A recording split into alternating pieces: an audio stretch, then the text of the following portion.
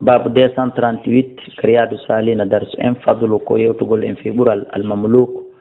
جياد الذي يؤدي حق الله من تط حق الله وحق ما واليه حق جيبو بن برال كو دي كون او جيادو بمعنى نفوري كو ماري براجي دي كو ماري ان ابن عمر رضي الله عنهما ان رسول الله صلى الله عليه وسلم قال ما ان العبد عندنا جيادو اذا نصح لسيدي سولا بني كل مكو كوركني كمو جام فاكيمو فأحسن عبادة الله ومؤمني دوال الله بركو أنا يانا نيدكم أريو الله بركو وقتي مكم هي أريو أدو فله أجره مرتين أريو أنا مري براجي لا بديد كو ريبي الله كون أيو بفير كو كوركني كل مكون كون أيو بفير متفق عليه. ونبي هريرة رضي الله عنه قال رسول الله صلى الله عليه وسلم لما كان للعبد المملوك ونن جياد المصلح مؤمن بماكي هنا وودني أن أجران يدي جديد والذي نفس أبي هريرة بيدي يوندري وونك أبو هريرة ونجونغم لولا الجهاد سنان هبغ الجهاد في سبيل الله والحج وبر أمي ديغانغول نينا سنان سبو ديتات لا باب تارم بيدونو أن أموت بماية وأنا مملوك هركم مكيلو غدو سبو براجي كوني كون ماتيانغاكو متفقون عليه أين يتبابه tawɓe ɓen koɓe jiyaɓe woɓɓe goo kamɓe hiɓe salti ɓe inni kamɓe maccuɗo ala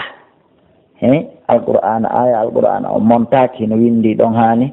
kamɓe ɓe monti ka alhaali ɓe inni maccuɗo ala ko fenande wo ko woni maccuɗo komo janga oye mo janga ko majjuɗo wiyete maccuɗo ko jangi o ko jangi ko maccuɗo on acca hakke noon pullo kadi ko jangi o pullo kadi goɗɗo kadi ko si o janga ko woni pullo kadi haray ko o majjuɗo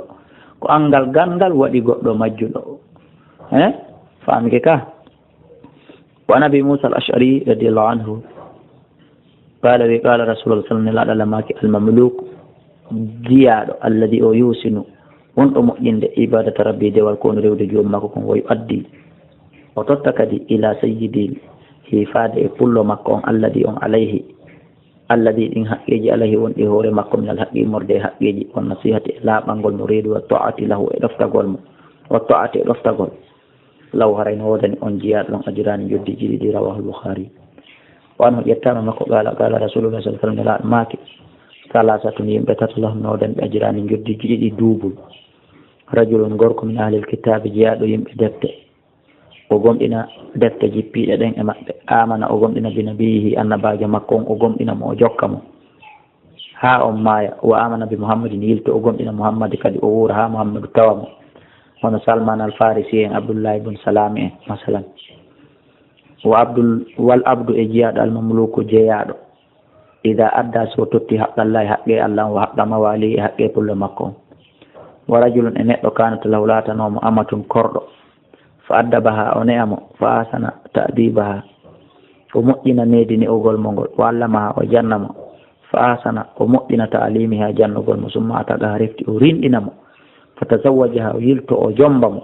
ma o okkitira mo e pullo moƴƴo gando falaw harayno wodani goto kala e ɓeɗo tato ajirani joddiji ɗiɗi muttafaqun alayh wallahu a'la wa a'lam.